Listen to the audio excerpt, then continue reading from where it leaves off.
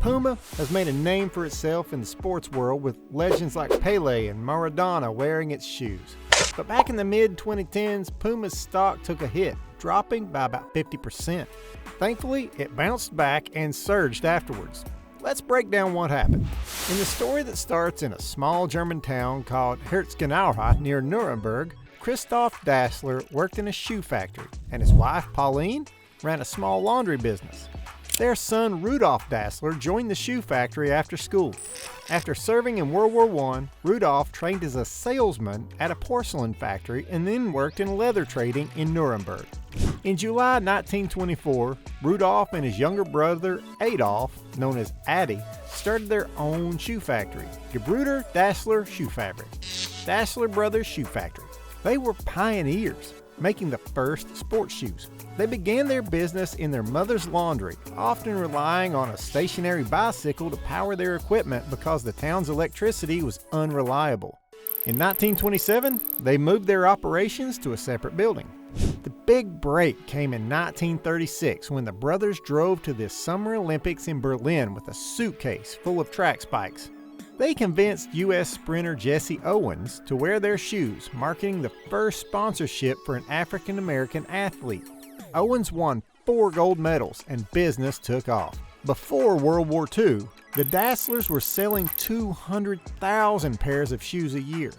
Both Rudolf and Adolf Dassler joined the Nazi Party, but Rudolf was more actively involved, even applying to join and being accepted into the Gestapo. During World War II, their company produced boots for the Wehrmacht. The brothers' relationship became strained, and things came to a head during a 1943 Allied bomb attack. Adi and his wife joined Rudolf and his family in a bomb shelter. Adi reportedly said, "Here are the bloody bastards again," referring to the Allied planes. But Rudolf thought Adi was talking about him and his family. Rudolph's suspicion grew when American soldiers later arrested him, accusing him of being in the Waffen-SS. He believed Adi had turned him in. The brothers' differing views on running their business led to a split in 1948. Rudolf moved to the other side of the Arak River and started his own company, initially named Ruda, from Ru and Rudolf and Da in Dassler. Adolf formed his own company, combining his nickname Adi with the first 3 letters of the last name to create Adidas. Shortly after, Rudolf's company changed its name to Puma, Shoe Fabric Rudolf Dassler. After the split, Puma and Adidas became fierce rivals, turning Herzogenaurach into the town of bent necks, because people would look down to see which brand of shoes others were wearing. Puma's first football boot, the Atom, was worn by German players in the first post-war football match in 1950. The brand quickly gained international recognition, becoming a favorite among top athletes. In 1952, Puma launched the Super Atom, which caught the attention of the American Olympic Committee and became their official shoe sponsor.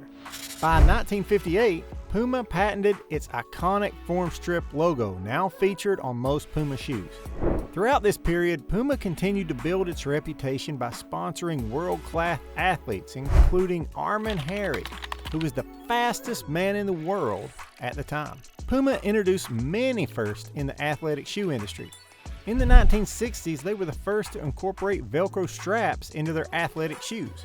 The brand was at the forefront of international sports, with Pele wearing them during the World Cup in Chile.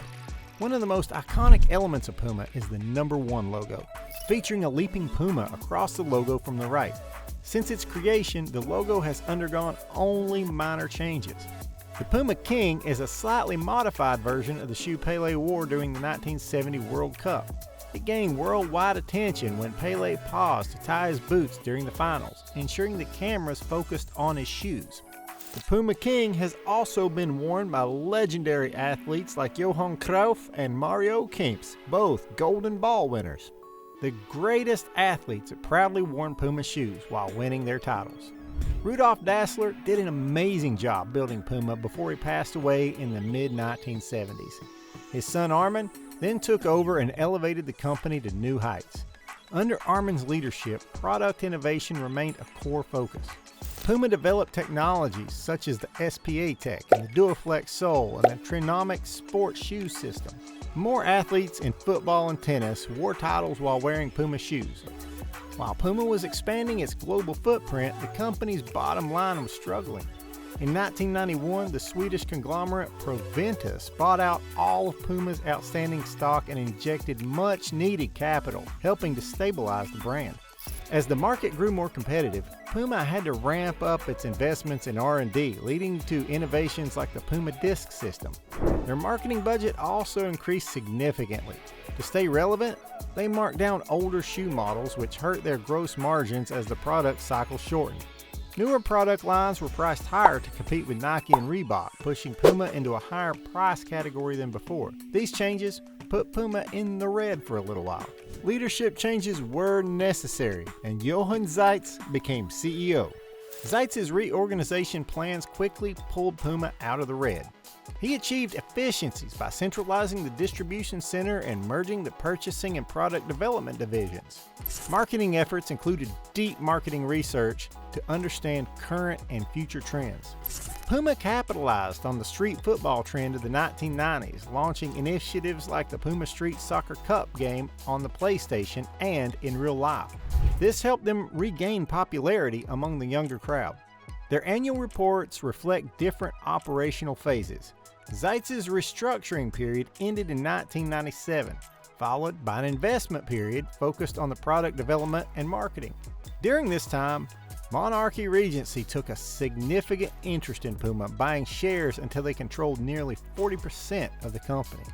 Despite Puma's growth, it remained a smaller player in the U.S. market. To change that, Puma bought its North American license and acquired Logo Athletic, giving them access to America's professional sports leagues. By the early 2000s, these moves paid off, with Puma supplying gear to the NFL and NBA teams. Their contract with Serena Williams also helped reach American customers. In 2007, Kering bought out Puma but spun it off in 2018. Moving into the 2010s, Puma's revenues were growing until 2012. Then things went south. Zeitz was replaced by Franz Koch in 2011, and Bjorn Gulden took over in 2013. Between 2012 and mid-2015, Puma's stock price plummeted by nearly 50%. This was due to several factors. Unfavorable currency exchanges eroded gross margins, more frequent promotions cut into profits, and operating expenses kept rising while revenues stagnated. Puma also struggled to secure sponsorships in lucrative sports like football, where Nike and Adidas dominated.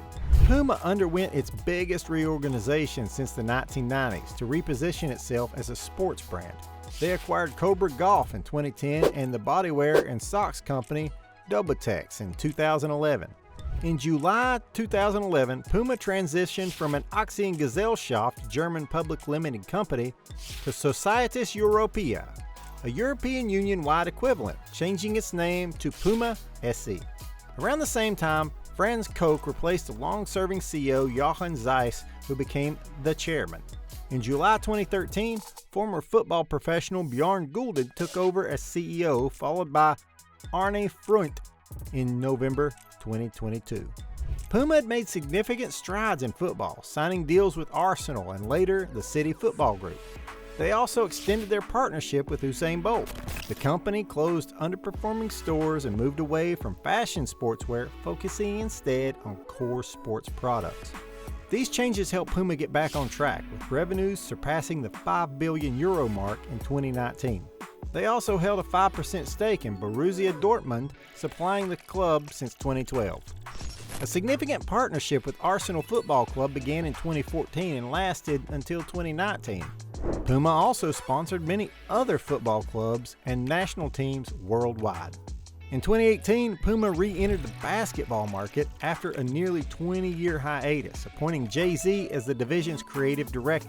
Players like Marvin Bagley III, DeAndre Ayton, Zaire Smith, and Michael Porter Jr. joined Puma's basketball roster. In December 2021, Puma launched High Court, its first women's basketball line, designed by June Ambrose. Puma also ventured into netball, sponsoring the Melbourne Vixens in 2018 and becoming the official apparel sponsor of New Zealand's national netball team. Puma even prolonged its partnership with Usain Bolt. Underperforming stores were closed and the company moved away from the fashion sportswear category. All these actions helped Puma get back on track. Revenues crossed the €5 billion mark in 2019, and operating income was back on track. Today, their market cap is $5.62 billion. Puma's brand is ranked number 63 in the global list of top 100 brands, as rated by customers of Puma. It hasn't been easy, but somehow, someway, Puma has always managed to pull through, and it seems like they don't plan on giving up anytime soon. So do you own any Puma shoes? What do you like about it? Do you think they can withstand competition from Nike and Adidas? As always, let us know what you think in the comments below. See ya!